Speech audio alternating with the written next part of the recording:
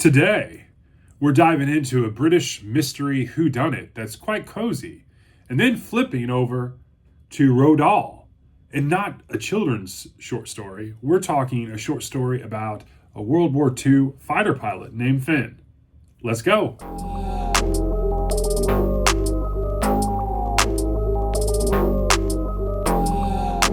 So welcome back to Kevin Toll Reads. I hope you're doing well. We are going to kick it off in high fashion, as Brian Lee Durfee would say, with this collection, Miraculous Mysteries. This is a collection of British library crime classics, and I'm diving into an author I've never read. His name is Marten, Cumberland, and his short story is titled The Diary of Death, published in 1932. It's 27 pages in length.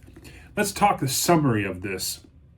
So Lillian Hope is a former celebrity adored by many, but later in her midlife, she has a fall from grace and her circumstances drastically change. From being in front of the camera and wealth to being on the street, she reaches out to via letters to many of her former friends for help, and some aid her and some don't.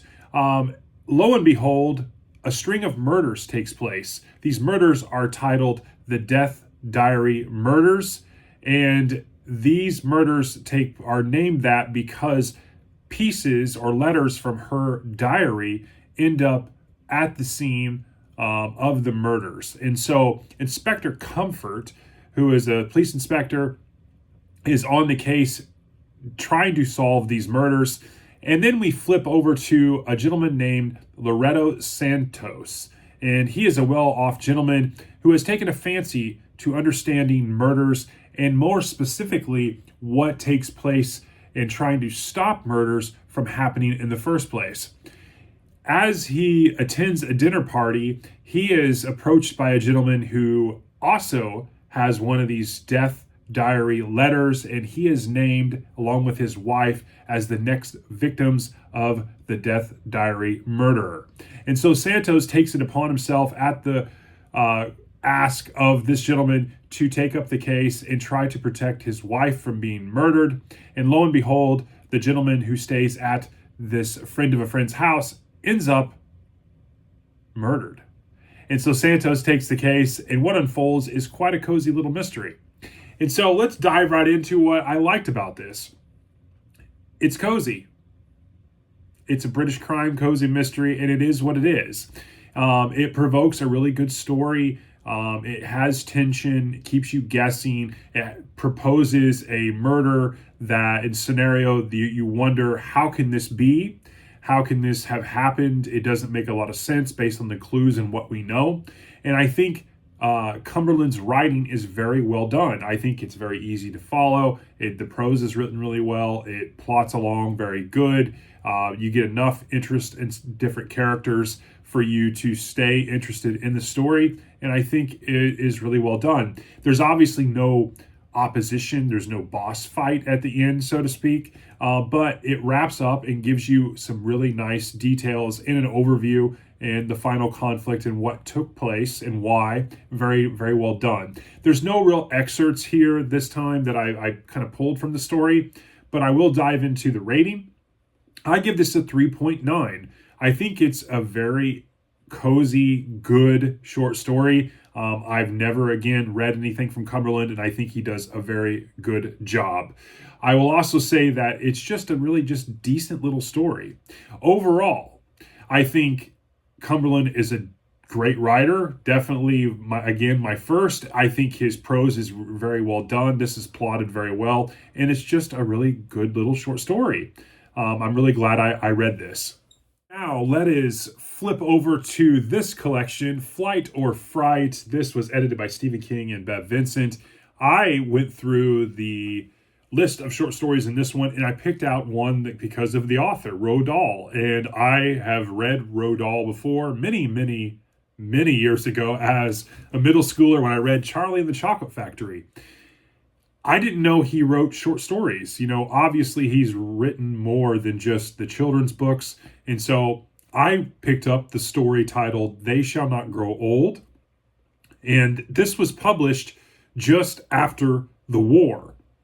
and especially World War II. I didn't get a specific date in mind as I did my research, but I do have an excerpt and it does kind of confirm that. Let's talk about the summary of this. In They Should Not Grow Old, the narrator is an RAF fighter pilot stationed in Palestine during World War II, and he recounts the mysterious disappearance of his fellow pilot named Finn. Finn goes out during a reconnaissance mission over enemy territory, and he doesn't come back for days. Well, he doesn't come back for days in the squadron's mind, but when Finn actually returns, to him, he's only been gone for an hour. And so that's when this story really takes a turn. And so what makes this a really good short story? Well, the tale is done very, very well. Roald's writing is matter of fact. The pacing was good. I had some characters that I enjoyed. I enjoyed Stag. Really heavy on the plot, not so much the characters, but you get enough of them to kind of enjoy the camaraderie. There's definitely a camaraderie when it comes to fighter pilots and their squadrons and there's the team leaders and whatnot. I really enjoyed the supernatural element of the short story. Finn's tale is kind of otherworldly, and I'm just going to leave it at that. There was a couple excerpts that I wanted to read to you all. We waited, scanning the horizon, hoping against hope to see Finn's aircraft emerge from the haze, but the sky remained empty. And that was the dread regarding Finn, who is a well-liked squadron member. And then another one was, when Finn walked into the mess 3 days later, we were too stunned to speak, our disbelief mingling with an overwhelming sense of relief. And that was very indicative of this story. A little fun fact about this story. I'll read it from the beginning of this short story in this collection. It says, Dahl was an ace fighter pilot in World War II, surviving one crash and down many enemy aircraft, including at least 2 Junker 88s. He flew a Hawker Hurricane exactly like the one Finn flies in the story, which was originally published in Ladies' Home Journal near the end of the war. So definitely can kind of give you a time period. It's very interesting that Roald wrote a short story about fighter pilots, knowing that he actually was a fighter pilot himself.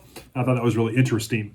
In terms of rating, I gave this a 4.1. I thought it was a very decent short story. I enjoyed it. I definitely enjoyed the supernatural aspect of it.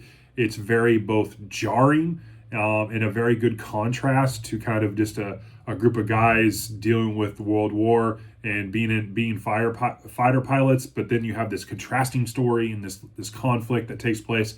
It's quite jarring. Overall, I think Roald knocks it out of the park with a short story. I think it's very well done. I enjoyed it. It's got a supernatural element that is just keeps you turning the pages.